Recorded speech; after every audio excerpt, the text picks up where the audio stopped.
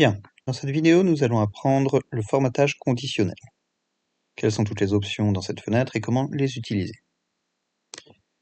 Dans le menu principal du ruban, vous trouverez formatage conditionnel qui nous permet de mettre en surbrillance, d'appliquer un format aux cellules de la plage sélectionnée en fonction de leur valeur. Nous allons commencer par sélectionner par exemple la plage des salaires ici, pour mettre en surbrillance toutes les cellules qui sont plus grandes que, pour écrire soit une valeur brute, soit la moyenne qu'on trouve dans cette cellule ici, qui nous permet de voir toutes les cellules qui sont supérieures à la moyenne dans cette plage. On peut faire la même chose avec plus petite que, entre deux valeurs, égale à une valeur spécifique. C'est pas très intéressant pour nos salaires ici. Ça peut être plus pertinent pour les genres, par exemple. Comme vous le voyez. On peut également mettre en surveillance des valeurs qui apparaissent plusieurs fois, ce qui peut être utile pour les détecter. Et vous pouvez également, et ça c'est très utile, utiliser le formatage conditionnel pour mettre en surbrillance les 10 valeurs les plus élevées ou en réalité les n valeurs les plus élevées. C'est-à-dire qu'on peut vouloir mettre en surbrillance uniquement les 3 valeurs les plus élevées, comme ceci par exemple. Même chose si vous voulez les 10 valeurs les moins élevées ou les 3 valeurs les moins élevées, au-dessus de la moyenne, en dessous de la moyenne, un truc comme ça. Une autre façon de visualiser la différence entre vos valeurs, c'est les barres de données. Comme vous le voyez, ce sont des barres ici qui vont être, dont la longueur va être au prorata de la différence entre la valeur dans la cellule et la plus grande valeur dans la plage sélectionnée.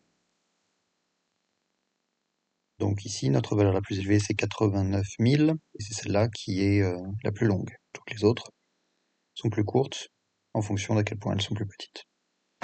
Color Scales, ça nous permet de mettre en surbrillance en fonction de si la valeur est plus grande ou plus petite, si elle est plus proche du max, du min.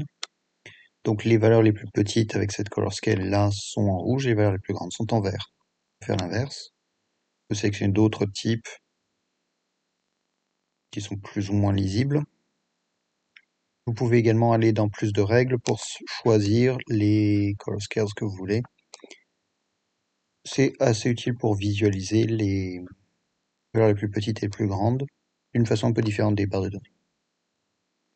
Les jeux d'icônes vous permettent d'afficher par exemple les valeurs les plus grandes et les plus petites d'une autre façon. Ça peut être utile aussi. Vous noterez que là, comme un jeu d'icônes ajoute du texte à la cellule, la colonne n'a plus assez de place pour afficher tout son contenu. C'est pour ça qu'il y a des hashtags qui remplacent nos salaires. Pour résoudre ce problème, vous pouvez juste élargir la colonne, ce que j'ai fait ici en double-cliquant sur l'interstice entre C et D, ce qui la force à autofit, à prendre une largeur exactement suffisante pour afficher son contenu. Vous pouvez sinon sélectionner l'interstice et faire glisser. Donc ça c'est notre jeu d'icônes. Vous pouvez également créer vos propres règles en cliquant sur New Rule et en choisissant ce qui vous intéresse. Le plus utile dans ce menu étant d'utiliser une formule pour déterminer quelle cellule formater. Cela nous permet de faire quelque chose de très intéressant qui est mettre en surbrillance toute une ligne en fonction de la valeur d'une cellule. On peut par exemple écrire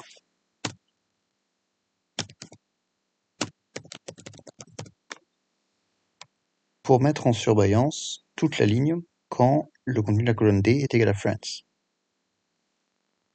Le problème c'est que si on ne met pas de $, A1 va regarder D1, mais B1 va regarder E1, C1 va regarder F1 et ainsi de suite. Donc il faut mettre un $ devant le D, comme ça A1 regarde D1, B1 regarde D1, C1 regarde D1, D1 regarde D1, et toute la ligne va prendre le même format si la cellule dans la colonne D contient la bonne valeur.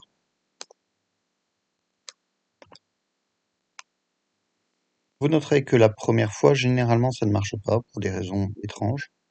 Donc vous pouvez aller dans Gérer les règles, modifier la règle. Comme vous le voyez, j'avais écrit D1, mais il a mis D1 million et des boîtes. Modifier la règle, lui dire de commencer à la bonne ligne, et ça marche beaucoup mieux. Voilà. J'espère que ça vous a été utile.